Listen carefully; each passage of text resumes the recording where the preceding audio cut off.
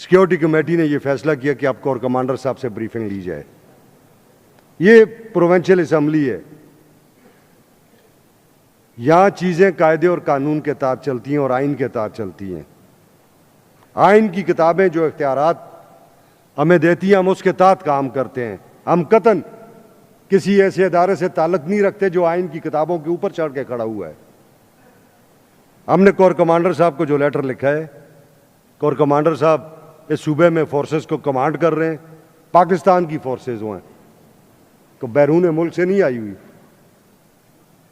और इस सूबे के अंदर कोई भी काम हो रहा है, उसे ये सूबाई असम्बली भी देख सकती है। कोई भी अदारा है, वो वफाकी अदारा है या कोई भी अदारा है, वो फौज है या कोई दूसरा अदारा है, उसके मामलात को भी ये सूबाई असम्बली देख सकती है।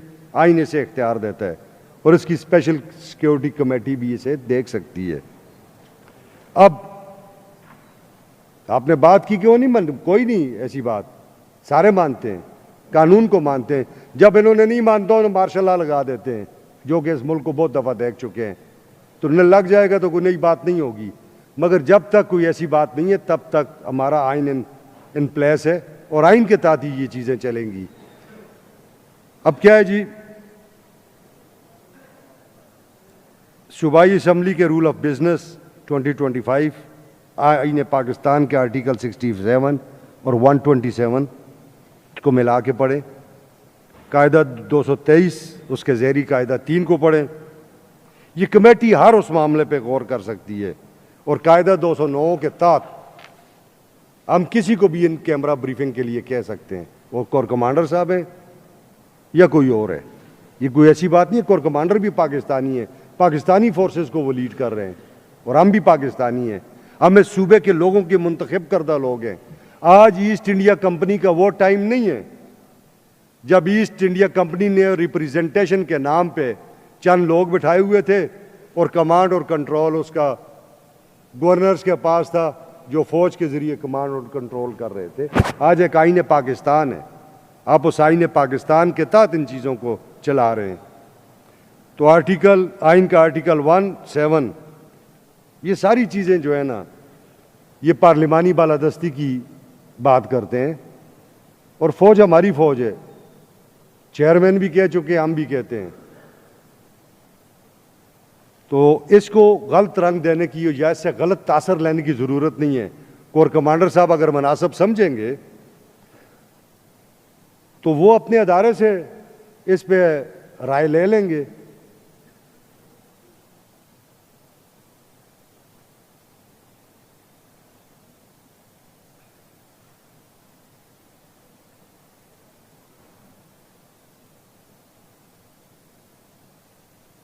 और राय ले लेंगे, जो राय होगी। हम ये समझते हैं कि उन्हें आना भी चाहिए, उन्हें ब्रीफ भी करना चाहिए। इस सूबे का इंफ्रास्ट्रक्चर तबाह हुआ है, ये सूबा 25 साल से लाकानूनियत को भुगत रहा है, दहशतगर्दी को भुगत रहा है। इस सूबे के बेशुमार लोग शहीद हुए हैं, बेगुनाह लोग। इस सूबे में फोर्सेस के लिए फौज के लोग शहीद हुए हैं, एफसीज और लेवीज के लोग शहीद हुए हैं, हमारी पुलिस फोर्स के लोग शहीद हुए हैं। तो हम क्यों ना कंसर्न हो इस बारे में कि एक जो इशू है, जब हम इसको ब्रीफिंग ले लेंगे तो हम अपनी इस हाउस में इसको टेबल भी करेंगे, अपनी जो सिफारिशात हैं वो सूबाई हुकूमत को भी भेजेंगे और कौमी हुकूमत को भी भेजेंगे। फैसला फिर इन दोनों हुकूमतों ने करना है कि आपने सूबे में आगे करना क्या है।